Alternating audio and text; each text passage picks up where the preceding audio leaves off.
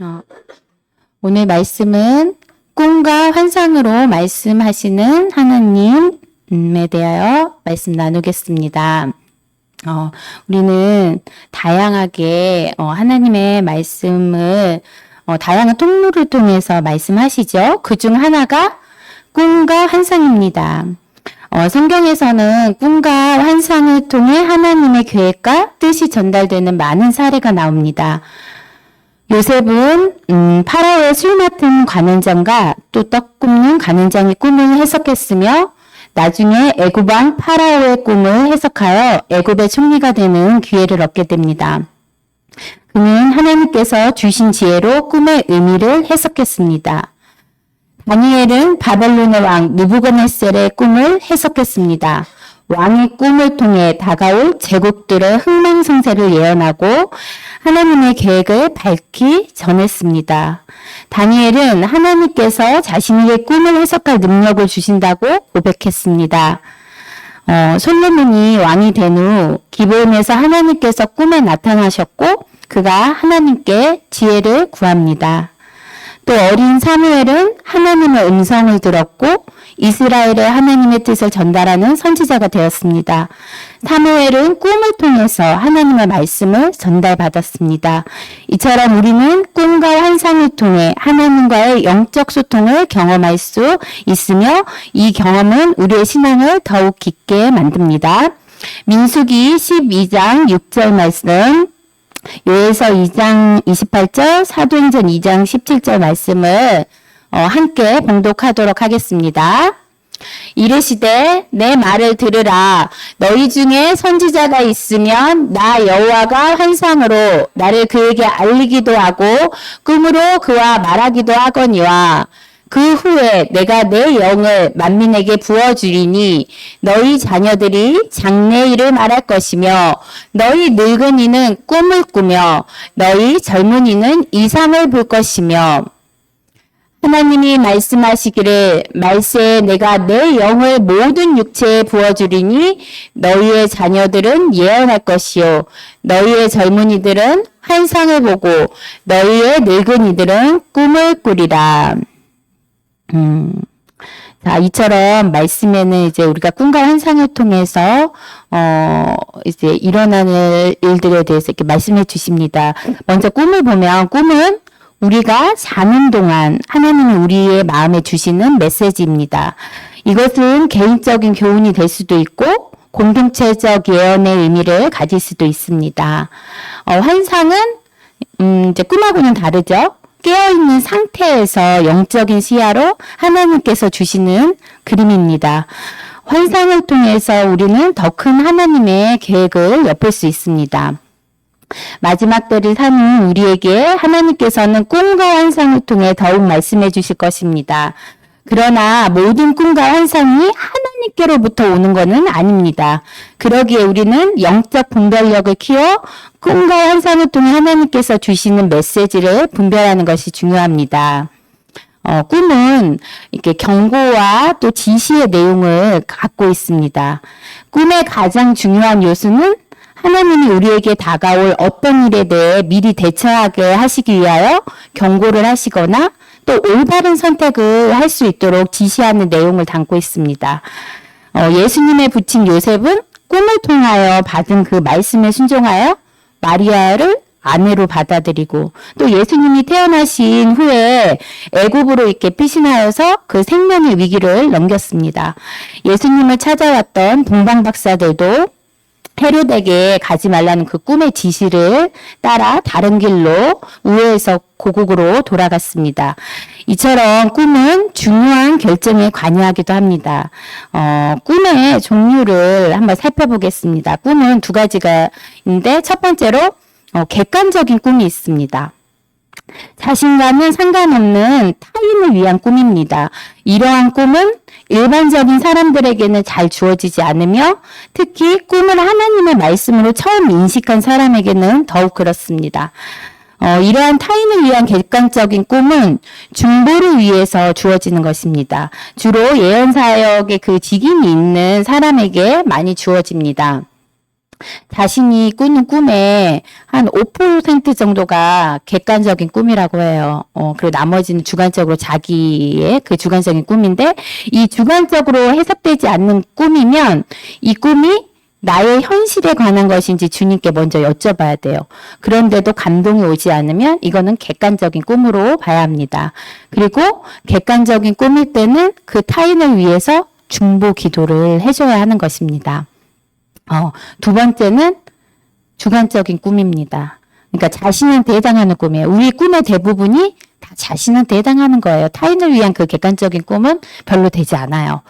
전체 꿈의 95%가 여기에 해당된다고 보시면 돼요.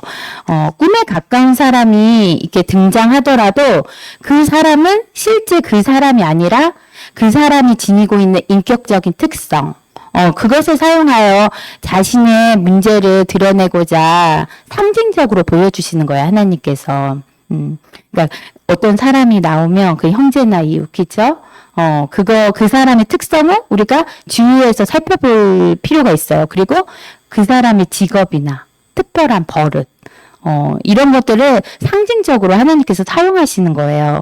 그래서 예를 들어서 이제 어떤 사람이 세무사예요. 그러면 나의 재정적인 문제를 다루려고 하는 거예요. 그래서 그 사람이 꿈에 나타난 거예요. 그러니까 꿈속에 나오는 인물은 자신의 어떠한 부분을 나타내는 거예요. 그래서 또 이제 동물들 같은 경우는 감정을 나타내는 거예요. 그래서 동물들의 그 독특한 특성은 자신의 감정을 구체적으로 표현하는 수단이고, 또 우리가 꿈꾸는 가운데 숫자를 보여주시기도 하시거든요.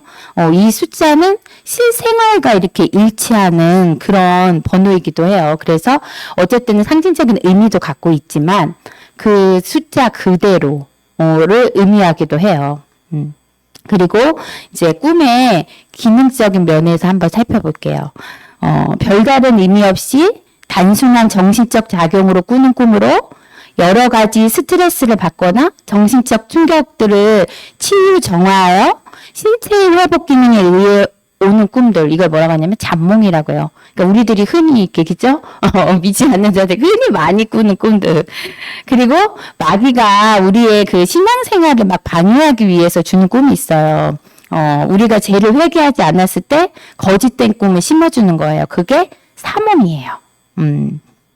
그리고 이거 다들 경험했을, 누구나 쉽게 경험하는 그 가위를 눌리게 하거나 식은땀을 흘리게 하는 꿈, 흉몽입니다. 심한 고통을 느끼게 하거나 두려워하게 합니다. 똑같은 꿈을 거듭꾸게 해서 공포를 가중시켜가지고 생각이 소극적으로 바뀌게 해요. 그리고 심하게는 이제 심해지면 피해망상에 사로잡혀가지고 긍정적인 행동을 하지 못하게도 해요.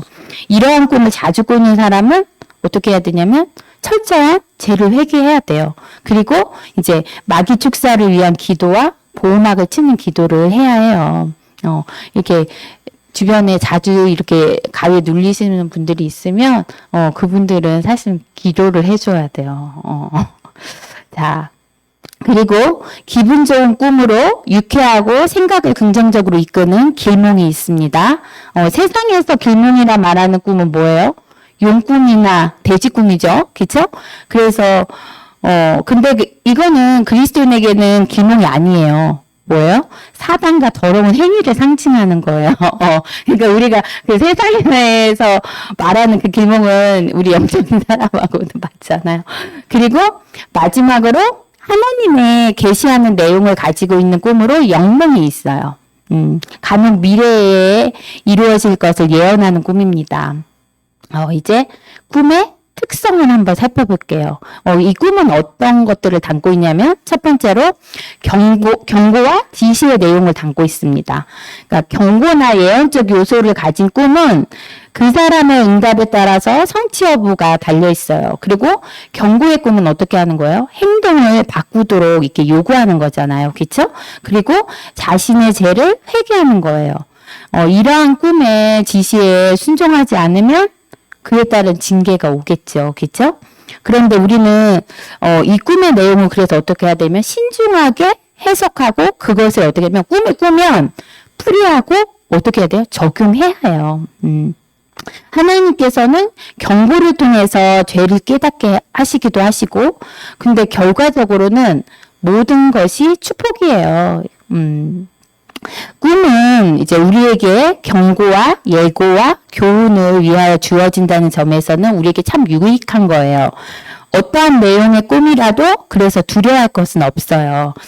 근데 하나님께서 주시는 꿈은 긍정적으로, 뭐 이렇게 궁극적으로는 또 우리에게 유익을 위한 그런 것이고, 현실 상황을 좀 지혜롭게 대응하도록 지혜를 주시는 것이에요. 근데, 자꾸 두려운 생각이 그리고 떠나지 않고 뭔가 우리의 감정을 압도할 경우, 이는 하나님이 주신 꿈이 아니에요. 마귀가 준 것이므로 그럴 때는 마귀를 물리치는 기도를 하셔야 돼. 그래서 우리가 꿈에서 깨고 났을 때 그 기분이 그 꿈의 50% 이미 판별 난다고 하잖아요. 그렇죠? 그런데 이제 우리가 좋을 때도 있고 뭐 그냥 밍밍할 때도 있고 아니면 되게 기분이 안 좋을 때도 있는데 근데 이 안 좋은 감정이 너무 오래 가고 뭔가 우리를 억압하고 그렇다 하면 우리는 즉시 이제 대적 기도를 해야 되는 거예요. 그리고 이 꿈에는 하나님의 인도하심이 있습니다. 두 번째로 하나님께서는 그 꿈을 통하여 성도들을 인도하십니다. 어떠한 방향성을 갖고 인도하시며 어떤 때는 전혀 다른 이제 방향의 전환성을 요구하실 때도 있는데 이 꿈은 하나님만 주시는 게 아니라고 했죠. 때로는 이제 악한 영이 주는 꿈도 있기 때문에 우리가 어떤 꿈을 통해서 큰 방향성을 전환할 때는 어떻게 하냐면 되게 신중해야 되죠. 그렇죠? 그렇기 때문에 분별함이 필요하고 또 우리가 확신이 필요한 거예요. 그래서 어떤 이런 전환성을 크게 이렇게 바꿀 게 있으면 우리는 기도해요. 하나님, 제가 이것을 가지고는, 어떤 큰 물질기를 바꾸기에 불안하잖아요. 그죠? 그럼 하나님 앞에, 동일하게 다른 것들을 말씀해달라고 하든지 확증을 달라는 그 기도를 해서 그거를 점검하는 것이 필요해요. 그리고 꿈을 우리가 이렇게 잘못 해석할 때는 마음에 불편함이 있어요. 그리고 성령님께 이거는 여쭈는 거기 때문에, 당장 해석이 안 되더라도 시간을 갖고 해석하며 확신이 들을 땐 다른 것으로, 그러니까 동일하게 확증시켜 달라고 그렇게 기도해야 합니다. 그러면 말씀을 읽거나 듣는 중에, 그리고 또 누군가와 대화 중에, 아니면 동일한 말의 그 내용을 반복하여 듣게 하심으로 확증을 주시기도 해요. 제가 어떤 이제 우리 영성훈련 하시는 집사님 이게 간단한 기도 제목이 왔는데 그냥 제가 통화를 했거든요. 그리고 주시는 감동을 나눴어요. 그랬더니 이제 그분이 그러더라고. 제가 세 번째 동일한 말을 세 번째 하고 있는 거래요. 그렇게 그러니까 하나님을 확증시켜서 주신 거야. 제가 사실 그 이야기를 한 달 전에 했어요. 근데 아직도 실천하시지 않고 그 기도 제목을 동일하게 저한테 준 거예요. 그랬더니 그 사이 다른 사람이 두 번 동일하게 얘기하고 제가 또 다시 세 번째 얘기했다고 하더라고요. 그러니까 하나님은 그렇게 확증을 시켜주신단 말이에요. 그러니까 어떤 꿈으로 인해 그리고 나를 올가매거나 두려움으로 몰아넣는다면 이건 하나님께서 주시는 꿈이 아닐 확률이 있습니다. 하나님께서는 경고의 이 메시지를 주셔도 우리를 정죄하거나 막 이렇게 두려움으로 올가매지는 않거든요. 그리고 이제 세 번째, 꿈은 자신의 결점을 말해주기도 합니다. 꿈에 등장하는 물건들은 다 상징적인 의미를 가지고 있어요. 가령 이제 집과 자동차는 자신의 사역과 삶에 대해서 하나님께서 말씀하시는 거예요. 그래서 집도 종류가 많잖아요. 그렇죠? 그럼 새 집은 뭐냐면 근래의 삶을 의미하고 강건하고 형통하는 거. 그런데 헌집은 말 그대로 헌집이잖아요. 그러니까 고통, 부서진 곳, 치유해야 될 상처 같은 거. 그리고 옛날 과거의 집 같은 거 있잖아요. 그건 뭐냐면 자신의 삶의 모습을 그 당시에 그러니까 자신의 삶의 모습을 과거에 그거를 보여주기도 하고 그때 당시에 마음의 상처, 충격 이런 거를 상징해서 보여주시는 거예요. 그리고 이제 어떤 인물들을 이렇게 등장시켜 주시잖아요. 아까 말씀드렸듯이 그 인물의 특성과 자신을 대비시키는 거예요. 그래서 자신의 인격의 문제를 그 인물을 통해서 다루시는 거예요. 그래서 나의 결점을 드러나게 하시는 거예요. 그러니까 상대방의 그 특성을 가진 모습이 나로 투명되어서 다루시는 것입니다. 그래서 자신을 돌아보고 회개하고 고쳐야 될 점 알려주시는 거예요. 꿈에 나와 가까운 사람이 나타났다고 해서 그 사람이 문제가 있는 거라 생각하지 말고, 내 안에 어떤 문제점이 그 사람과 동일하게, 투영되어서 이게 나타났는지 점검해보는 시간을 가져야 돼요. 그리고 대부분의 그 꿈의 상징은 꿈을 꾸는 사람이 생활 속에서 익숙해진 것들을 하나님께서 사용하세요. 그래서 등장인물들도 주로 주변의 사람들, 그리고 최근에 자주 관계했던 그런 사람들 사용하시고, 그리고 꿈을 꾼 사람의 그 의식을 깨워주기 위해서 최근에 또는 바로 어제 경험한 자료들 있죠. 그런 것들을 하나님께서 사용하세요. 그리고 꿈과 환상은 99%가 다 비유와 상징이라는 점을 알아야 돼요. 그러니까 문자적으로 있는 그대로 그냥 문자적으로 해석하면 안 되는 거예요. 우리 이게 좀 입에 담기 그렇지만 성교하는 꿈 그런 거 있잖아요. 그거 어떻게 해요? 꾸고 나면 되게 불쾌하고 막 죄책감 가지게 되잖아요. 근데 사실 이 성교의 꿈은 결합을 의미해요. 그런 상징이 있는데, 그리고 또 벌거벗은 꿈. 이것도 자신의 연약한 어떤 부분을 이렇게 드러날까봐 염려하고 두려워하는 것.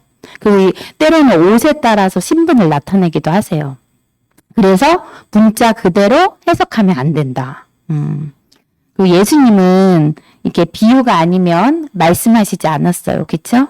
예언의 말씀을 비롯하여 꿈과 환상의 내용은 다양한 상징을 사용한 비유입니다. 우리가 이제 꿈꿀 때 출생의 꿈 있죠. 이런 거는 어떤 새로운 사역이나 일들이 일어날 것. 그런 걸 비유하기도 하고, 죽음의 꿈은, 나의 자아, 어떤 면이 죽는 것을 상징하는 거예요. 그리고 질병의 꿈은 마음의 상처를 보여주는 거예요. 그러니까 하나님은 이처럼, 그죠? 모든 지혜의 근본이시기 때문에 그 꿈에서 비유되는 사실을 깨닫게 되면 정말 하나님 풍성하시고 얼마나 풍부한 그 비유에 놀라지 않을 수가 없습니다. 자, 네 번째, 꿈은 장차 되어질 일에 대한 계시가 담겨져 있습니다. 조만간 이루어질 일에 대해 미리 보여주심으로써 그 일이 이루어질 때 하나님께서 하신 것임을 깨닫고 영광을 돌리게 하려 하십니다. 이러한 의미의 꿈은 대체로 그 내용이 상징과 비유로 되어 있고 그 비유의 의미를 깨닫기가 쉽지 않은 경우가 많습니다. 억지로 해석하지 않고 조용히 마음에 담아두고 있으면 그 사건이 이루어질 때쯤 되면 그 꿈이 생각나요. 그리고 그 상징의 의미가 선명하게 드러나면서 꿈이 해석되는 거예요. 그러니까 계시를 담은 그런 꿈들은 저도 이제 예전에 우리가 이제 선교회하고 일했었잖아요, 그렇죠? 근데 그 사역이 나뉘는 시점에서 같은 꿈을 이틀에 걸쳐서 반복해서 똑같은 꿈을 이틀에 걸쳐서 꿨었어요. 그리고 또 이제 어떤 아는 분이 어리석게 그 죄를 범하는 것도 제가 근데 기도하지 않았거든요. 너무 뜬금없이 미리 보여주셔가지고 그게 무슨 꿈일까? 근데 좋지 않은 거는 알겠는데 근데 이게 시간이 지나니까 진짜 그 일들이 일어나는 거예요. 그래서 그 꿈을 왜 보여주셨는지 이제 알게 되기도 하고. 그리고 하나님께서 이제 꿈을 통해 얼마나 정확하게 말씀하시는 것도 이렇게 경험하게 되면서 알게 되기 시작했어요. 지금도 이제 미리 본 꿈들이 몇 편이 있어요. 그런데 아직 결과가 드러나지 않았는데 진행 중에 있는 꿈들도 있고, 그러면 어떻게 되겠어요? 시간이 지나면 알 수 있겠죠. 하나님은 말씀을 주시고 그 말씀이 성취되기까지 여러 단계에 걸쳐서 그 말씀에 대해 확인을 시켜주십니다. 이 기간은 개인에 따라서 다르기도 하고 또 주어진 말씀의 그 비중에 따라서 또 다르기도 해요. 꿈도 예언처럼 부분적으로 이렇게 주어지기 때문에 주어진 말씀이 이렇게 현실로 나타나기까지는 이게 막 조각 포즈 맞추는 것 같아요. 그리고 그게 하나씩 맞춰져 가면 나중에 이제 전체에 대한 그 뜻이 딱 나타나는 거예요. 그래서 우리 당장은 우리 좀 서로 꿈 나누면서 요즘 많이도 꿈꾸셨잖아요. 그래서 우리가 이렇게 이랬어요 하는데 당장은 안 되는 것들이 있어도 왜 부분적으로 해석이 되잖아요. 그죠? 그리고 그 다음날 또 생각해보고 같이 이야기해보면 이게 딱 되잖아요. 그죠? 자, 그리고 이제 꿈을 그 해석할 때 유의점과 반복적으로 꾸는 꿈에 대해서 살펴볼게요. 꿈에 나오는 상징을 어떻게 하냐면 성경적으로 풀어야 돼요. 하나님은 어떠한 방법을 사용하여 말씀하시든지 그 내용은 성경의 범위를 결코 넘어서는 법이 없습니다. 용이나 돼지는 세상적으로 풀면 뭔가 대단한 인물이 나오는 거잖아요. 우리 저기 하면 용 꿈꾸고 막 그러면, 그쵸? 그리고 돼지 꿈꾸면 어때요? 왠지 막 물질적으로 풍요로워질 것 같아가지고 복권을 사야 할 것 같고, 그쵸? 그런데 우리가 성경적으로 보면 뭐냐면 용은 영적 전쟁으로 물리치는 기도를 막 해야 되는, 그런 거예요. 그리고 돼지는 영적으로 되게 더럽고 불순하고 욕심과 탐욕입니다. 믿는 자는 세상의 그 풀이가 아닌 성경적으로 풀어야 하는 이유입니다. 그리고 해석은 꿈꾼 자신이 풀 때가 가장 정확해요.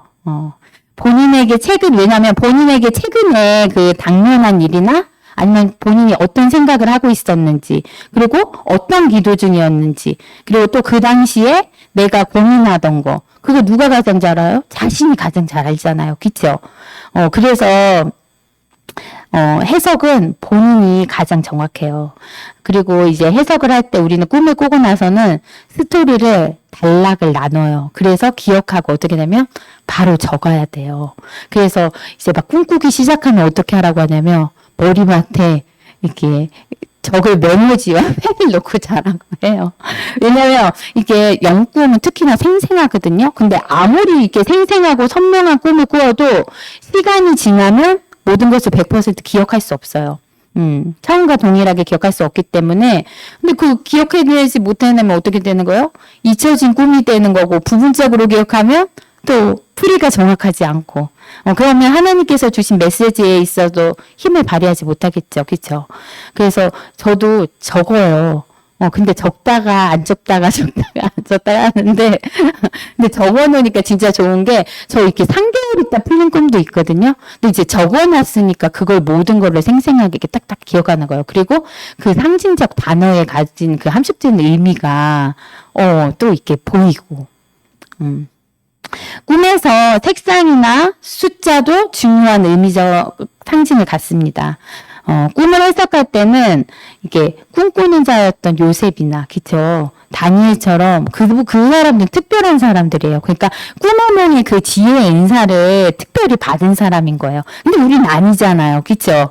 그러면 남의 꿈을 해석하려면 어떻게 되냐면 누가 그랬어요. 최소 5년은 자기 꿈을 많이 해석해 본 후에 남의 꿈을 해석해라. 왜냐면 그만큼 경험을 많이 쌓아 꿈에 대해 그 해석하는 기술을 습득하라는 거죠. 그쵸? 환자도 그렇죠. 의사도 많이 접해본 환자, 그쵸? 의사가 명인이잖아. 그쵸? 자, 제가 옛날에 하도 가위를 많이 눌러가지고 제가 겁이 되게 많았거든요. 그래서 이제 어느 날 제가 기도했어요. 하나님, 저는 좋은 꿈도 싫어요. 꿈 자체를 꾸지 않게 해주세요. 해가지고 제가 진짜 그 이후로 거의 꿈을 꾸지 않았어요. 그리고 중간중간 영적인 꿈 좀 이렇게 진짜 선명하게 이렇게 꿀 때들이 있었거든요. 근데 이제 제가 어느 날 이렇게 축사자가 됐잖아요. 그죠? 그러니까 막 담대해져가지고 이제 무섭지 않아. 옛날에 막 보이는 게 너무 무서웠는데, 그래가지고 제가 이제 꿈을 이제 꾸고 싶어지기 시작한 거예요. 왜냐면 꿈을 통해서 계시하는 것들이 있으니까. 그리고 나는 이렇게 음성이 잘 들렸으면 좋겠는데, 그렇게 또 그닥 음성을 잘 듣지 않아. 그러면 또 그 메시지를 통해서 그 꿈에 함축된 그 깊이가 있어요. 그냥 음성을 듣는 것보다. 그래가지고서는 제가 이제 다시 꿈꾸기 시작했는데, 1년밖에 안 된 것 같아요. 그러니까 여러분, 저 너무 신나지 말고, 알아서 이렇게 좀 풀으세요. 알았죠? 황 목사님하고 제가 이렇게 풀어드리는 건 사실은 부분적이에요. 그래서 참고만 하시고, 각자 한번 해석해 보시면서, 이제 풀어보는 그 해석해보는 훈련들을 한번 해보시기 바랍니다. 그리고 남들이 해석해 주었을 때 그 기분이 있어요. 이게 명쾌하지 않고 시원하지 않아요. 그런 어떨 때는, 그래 이거야 이러잖아요. 그럼 그게 거의 맞다고 보면 돼요. 근데 뭔가 의심쩍고 미심쩍고 막 좀 뭔가 이렇게 시원하지 않은데 그러면 그 부분적으로 맞는 거야. 그러니까 이게 뭔가 올바른 해석은 그 생각과 마음에 그래 이거야 라는 이런 명쾌함이 있고 시원하고 확신이 듭니다. 그리고 동일한 내용으로 이렇게 반복적으로 꾸는 꿈은 아직 자신이 그 꿈의 내용을 이해하지 못했거나 아니면 꿈에 지시하는 말씀에 순종하지 않아서 하나님께서 지시하시기 위해서 보여주시는 거예요. 그리고 말씀을 무시하거나 따르지 않으므로 여러 차례 하나님께서 경고하시는 거죠. 그러니까 반복적으로 꿈을 꿀 때는 우리가 신중하게 생각해야 돼요. 그리고 그 꿈의 지시에 대해서 순종해야 되는 거면 순종을 해야 되는 거겠죠. 그렇죠? 그리고 같은 날 다른 꿈이지만 이렇게 연속적으로 꿀 때가 있어요. 그쵸? 그런 꿈은, 적당한 이렇게 해결책을 그 속에서 찾을 수 있어요. 그리고 여러 날에 걸쳐 꾸는 꿈은 무슨 연속극 같잖아요. 근데 거기에 이제 문제 해결에 대한 여러 가지 방법들이 있으니까, 어떤 문제에 대해 확증을 더하기 위한 방법을 하나님께서 그렇게 하시기도 하십니다. 자, 이제 환상에 대해서 살펴볼게요. 좀 이해가 돼요? 자, 환상은 꿈과 근본적으로 차이는 없지만 꿈은 우리가 아까 잡는 사이에, 그쵸? 그런데 자신의 꿈은 어때요? 자신의 의지와 상관없어요. 잠든 사이이기 때문에 그 수동적으로만 봤잖아요. 그쵸? 하지만 환상은 이제 이따가 환상에 대한 종류를 알려줄 건데 그 비몽사몽 환상을 제외하고는 의식이 있는 가운데 보는 거예요. 그쵸? 그래서 다르고 꿈과는 그리고 환상에 등장하는 형상은 모두 동일하게 이렇게 상징적으로 사용되어 있어요. 그리고 이를 해석하는 방법도 꿈하고 동일해요. 거의. 환상은 상상력을 통하여 볼 수도 있죠. 그쵸? 그래서 사람들이 무시해요. 이거 내 생각에서 온 거야. 아닌 것 같은데? 이러면서. 그래서 환상을 놓치는 경우가 많고, 그리고 또 이게 쉽게 나타나요. 그리고 화면이 되게 단순해요. 그러니까 사람들 환상하면 뭔가 되게 특별한 걸 원하잖아요. 뭔가 대단한 걸 볼 것 같잖아요. 그러니까 이게 너무 단순해서 놓쳐 또. 근데, 그리고 또 우리가 이렇게 예배 중이거나 이렇게 기도할 때 주로 보이잖아요. 기도할 때.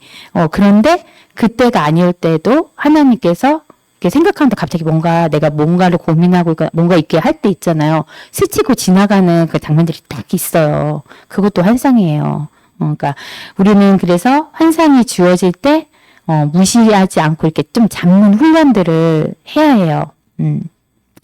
이제 성경을 보면 신약 시대에는 꿈보다 환상에 대한 기록이 더 많습니다. 아까 구약 시대 때는 그쵸? 다니엘이며 요셉이며 그죠? 사무엘이며 뭐 솔로몬이며 다 구약 시대 사람들 꿈을 주로 꿨잖아. 그쵸?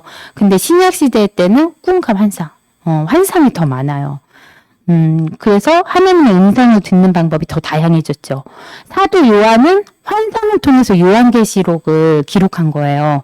그러니까 신약시대에 있던 성경의 환상들을 한번 살펴보겠습니다. 사도행전 10장 9절에서 16절 말씀입니다. 이튿날 그들이 길을 가다가 그 성에 가까이 갔을 그때 베드로가 기도하려고 지붕에 올라가니 그 시각은 제6시더라. 그가 시장하여 먹고자 하며 사람들이 준비할 때 황홀한 중에 하늘이 열리며 한 그릇이 내려오는 것을 보니 큰 보자기 같고 네 길을 내어 땅에 들이웠더라. 그 안에는 땅에 있는 각종 네 발 가진 짐승과 기는 것과 공중에 나는 것들이 있더라.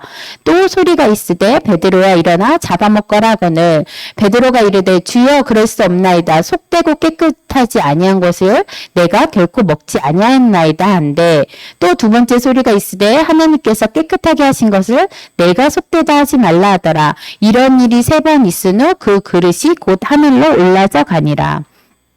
이 환상은 베드로가 유대인과 이방인 사이의 그 장벽을 허물고 하나님의 복음이 이방인에게도 전해져야 한다는 그 메시지를 전하는 중요한 사건이에요. 이 환상 이후에 베드로는 그 고넬료의 집에 가서 이방인이었죠. 고넬료는. 그들에게도 성령이 임하는 것을 목격하고 복음을 전하게 됩니다. 자, 사도행전 16장 9절에서 10절 말씀 보겠습니다. 밤에 환상이 바울에게 보이니 마게도냐 사람 하나가 서서 그에게 청하여 이르되 마게도냐로 건너와서 우리를 도우라 하거늘 바울이 그 환상을 보았을 때 우리가 곧 마게도냐로 떠나가기를 힘쓰니 이는 하나님이 저 사람들에게 복음을 전하라고 우리를 부르신 줄로 인정함이러라. 그러니까 바울은 아시아에서 원래 복음을 전하려고 했어요. 그런데 하나님이 밤에 환상으로 마케도니아의 그 사람이 와서 도움을 청하는 그 장면을 보여주신 거예요. 그래서 바울은 즉시 방향을 틀어요. 유럽으로 복음을 전하게 되었습니다. 이렇게 환상을 통해 하나님은 구체적인 인도를 받은 사건이죠. 그렇죠? 요한계시록 1장 1절에서 2절 말씀입니다. 예수 그리스도의 계시라 이는 하나님이 그에게 주사 반드시 속히 일어날 일들을 그 종들에게 보이시려고 그의 천사를 그 종 요한에게 보내어 알게 하신 것이라. 요한은 하나님의 말씀과 예수 그리스도의 증거 곧 자기가 본 것을 다 증언하였느니라. 그렇죠? 여기 보면 환상을 보았다고 얘기하죠. 그렇죠? 그리고 요한계시록 1장 9절에서 11절 말씀입니다. 나 요한은 너희 형제요 예수의 환난과 나라와 참음에 동참하는 자라. 하나님의 말씀과 예수를 증언하였으므로 말미암아 반모라는 섬에 있었더니 주의 날에 내가 성령에 감동되어 내 뒤에서 나는 나팔 소리 같은 큰 음성을 들으니 이르되 내가 보는 것을 두루마리에 써서 예배소, 서머나, 버가모, 두아디라, 사대, 빌라델비아, 라오디게아 등 7교회에 보내라 하시기로. 그러니까 여기서도 보면 성령에 감동되어 그 나팔 소리 같은 큰 음성도 들었고 또 밤무라 섬에서 이런 환상을 본 거죠. 그러니까 이 구절에서 요한은 그 이 환상을 통해서 그 7교회에 편지를 보내라는 그 하나님의 명령을 받습니다. 요한이 보니 여러 환상들이 계시록 전체에 기록되어 있습니다. 자, 이처럼 성경에서도 꿈과 환상에 대해서 말씀하고 계세요. 우리 꿈과 환상, 그러니까 다 성경에 국한된 일이 아니에요. 우리 지난번에 치유와 축사도 그렇고 성경의 시대에서 끝난 게 아니에요. 그렇죠? 지금도 일어나고 우리는 지금도 구하고 이걸 해야 돼요. 자, 환상의 종류 한번 살펴볼게요. 첫 번째, 열린 환상입니다. 환상을 보는 사람이 눈을 뜬 상태에서 보는 거예요. 저도 아직까지 이런 열린 환상 못 봤어요. 눈 뜨고 보는 거. 근데 주변에는 그 보신 분들이 있어요. 막 너무 혼돈된대요. 현재 그게 동시에 보여지면서 그게 딱이니까 뭐가 현실인지 현재인지 구분이 막 잘 안 간대. 그리고 환상은 하나님의 그 무조건적인 은혜로 주어진다는 점에서 받는 사람의 영적 성숙과는 직접적인 관련이 없어요. 그리고 특별히 영적으로 민감하지 않은 상태에서도 환상을 볼 수 있어요. 그러니까 내가 환상을 못 본다고 해서 난 믿음이 없나 봐, 믿음이 부족한가 봐, 영적으로 민감하지 않나 봐 할 필요가 없는 거예요. 자, 그리고 두 번째로는 정지된 환상이에요. 이거는 환상이 사진을 보듯이 한 장면이 그냥 정지되어 있는 상태에서 보는 거예요. 그리고 때로는 그 슬라이드를 보듯이 장면들이 이렇게 바뀌어 가요. 가장 많이 보는 환상이 이 정지된 환상이죠. 그때 한 컷으로, 그쵸? 이거는 흑백으로 보이기도 하고, 그리고 상징적인 특별한 의미를 가질 때는 컬러로도 보입니다. 그리고 꿈에서 보는 이 색상의 풀이와 이게 의미가 같아요. 환상에서 보는 것도. 그리고 세 번째, 동영상 환상이 있습니다. 이게 영화를 보듯이 움직입니다. 그래서 꿈과 흡사해서 대체로 단순한 화면으로 한 세트의 화면이 보이지만 때로는 여러 장면이 이렇게 막 전환하는 경우도 있습니다. 저 같은 경우는 되게 단순한데 이렇게 속도가 빠르게 빨려 들어가면서 막 이동하는 그런 환상을 경험했었어요. 그리고 네 번째, 느낌으로 보는 환상입니다. 실제로 이렇게 영상을 보는 것은 아님에도 불구하고 영상을 보는 것과 같은 느낌을 받는다고 해요.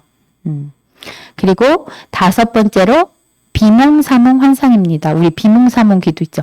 나는 이거 보는 게 비몽사몽인가? 이게 꿈을 꾸었는지 깨어 있었는지 분간이 가지 않는 상태에서 환상을 보이는 것입니다. 제가 요즘에 좀 이러거든요. 이러한 상태에서 환상을 보는 사람은 수동적으로 받기만 하기 때문에 꿈을 꾸는 것과 동일하게 아무런 행동은 취할 수 없습니다.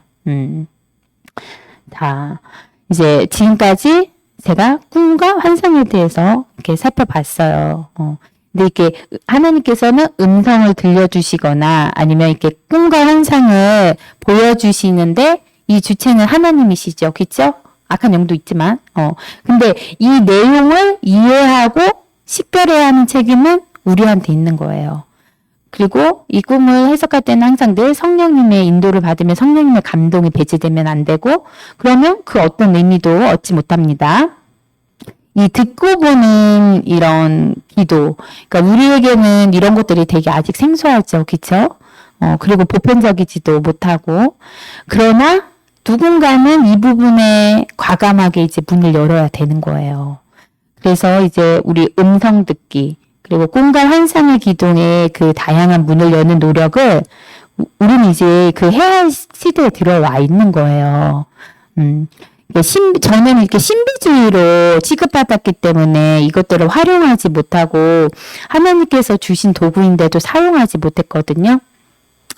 근데 우리 그 토요일날 영성학교 그 훈련 모임에 오시는 분들은 보셨죠? 대부분 다 환상이 열려있죠. 이게 뭐 예언하는 나타프 그쪽은 이제 별로 없으신데, 막 환상 본 거에 대해서는 서로 얘기 막 하시더라고요. 이렇게 이미 사람들에게는 영적인 통로들이 열려 있어요. 그런데 이 영적인 통로는 늘 그러죠. 제가 악한 영도 함께 사용한다고. 그래서 우리는 오류를 범할 수 있습니다. 근데 그 인식은 항상 같되, 어떻게 하라고요? 늘 도전하고 그 기술을 함께 공유하여 이렇게 나눔으로써 영적 전쟁을 보다 세밀하고 강하게 대처하여 필요할 때 이렇게 활용할 수 있어야 돼요. 그래서 제가 우리 교회 식구들한테 이렇게 얘기를 해주는 거예요. 근데 몰랐던 사실들이잖아요. 그쵸? 이거를 아는 만큼, 그러니까 영적인 것은 아는 만큼, 하는 만큼 열리게 돼 있어요. 그래서 우리 교회는 이렇게 마지막 때를 준비하는 교회예요. 그래서 앞으로는 그러니까 회개의 말씀들이 많이 선포될 것이고, 우리 예전에는 예수님의 은혜의 구원의 그 복음이 메시지가 참 많았죠. 그리고 은혜의 것들을 그쵸? 복받고. 근데 이제 거기서 벗어나야 돼. 왜냐하면 우리는 말세를 사는 사람이기 때문에 이제 아마 강도 높은 말씀들이 계속 나올 거예요. 안 목사님 통해서 회개의 말씀이 막 그러면서 우리의 자아를 내려놓고 또 우리를 돌아보고 우리 그렇게 해야 돼요. 그래야 우리가 천국에 갈 수 있는 거예요. 천국 가는 거 쉬울 것 같아요. 야, 물론 예수님의 우리 그 구원이 있으면 가지요. 가는데 우리 나중에 천년왕국에서 왕같이 살려면 우리 그 말씀의 삶으로 사는 그게 있어야 돼요. 회개의 것들이 늘 있어야 되고. 그래서 우리 성도님 여러분들은 말씀과 기도의 능력이 살아있고 또 영성도 함께 하면서 주변 사람들을 막 이렇게 깨우는 그런 분들 되시기 축복합니다.